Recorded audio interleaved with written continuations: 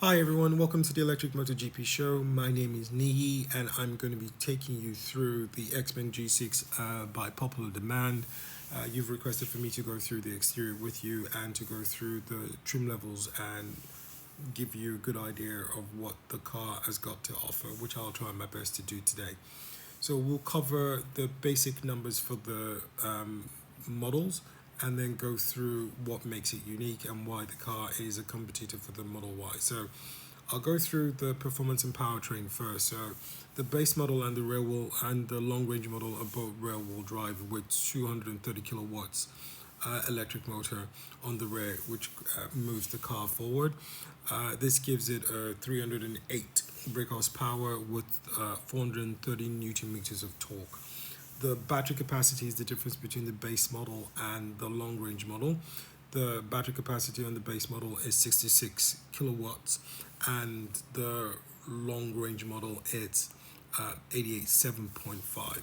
This means that the base model has got a range of 435 kilometers, with the long range having 570 kilometers. The performance model has two electric motors, one on the rear and one on the front. The rear is 230 like with the base model, but it's got 170 on the front, giving it 400 kilowatts of power. The top speed on the base model and the long range model is 200 kilometers, but on the performance model you get up to 230 kilometers on it. The battery type for the rear wheel drive is NMC, and it's capable of DC fast charging of up to 280 kilowatts, which means that you can get 10% to 80% charging within 20 minutes.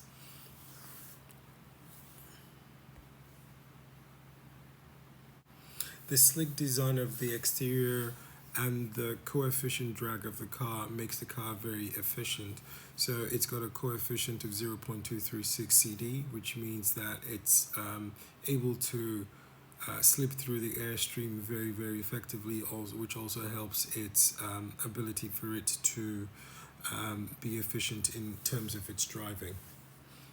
The car's got very advanced ADAS system known as the X Pilot, which gives you lane centering, adaptive cruise control, traffic jam assist, city navigation, and what the Chinese call NOA, which is navigation autopilot, which is basically Tesla's FSD, full self-driving with supervision.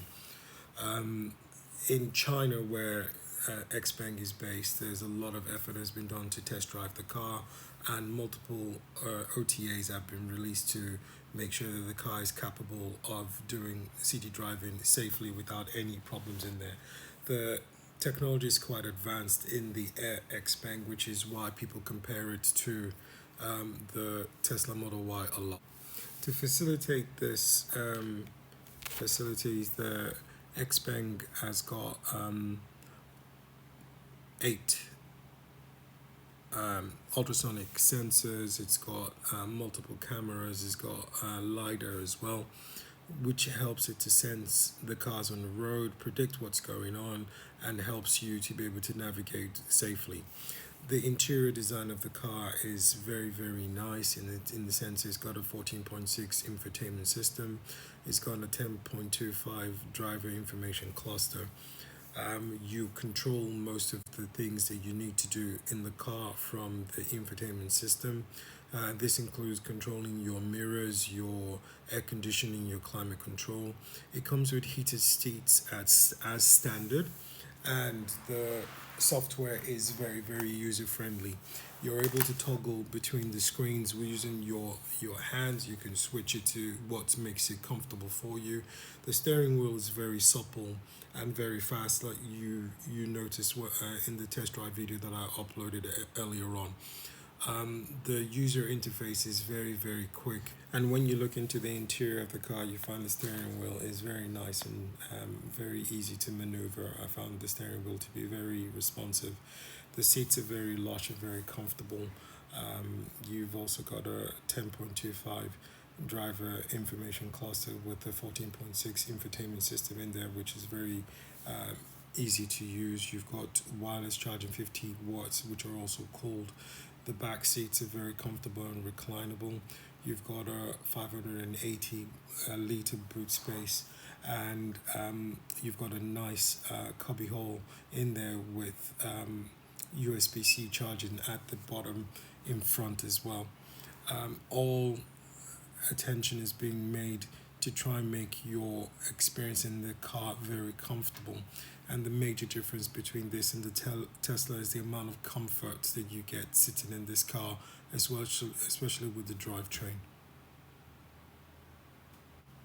You also get speakers in the seats, which gives you information about the sat nav and phone calls directly into the ear of the driver, which means he doesn't intrude in the cabin and doesn't interfere with conversations that might be had. So what you get from this car is um, a very comfortable car, which is technologically advanced, which has got most things right, and is affordable. At 54,000 AUD for the base model and 59,000 AUD for the intermediate model, you get a decent car that does everything that the Model Y can do and does it comfortably without any stress on you. This is one of the reasons why the Xpeng G6 is quite popular, and this is one of the reasons why people are very interested in looking at this car. Having test driven this car, I can understand why people are interested in it. Until the next one, take care.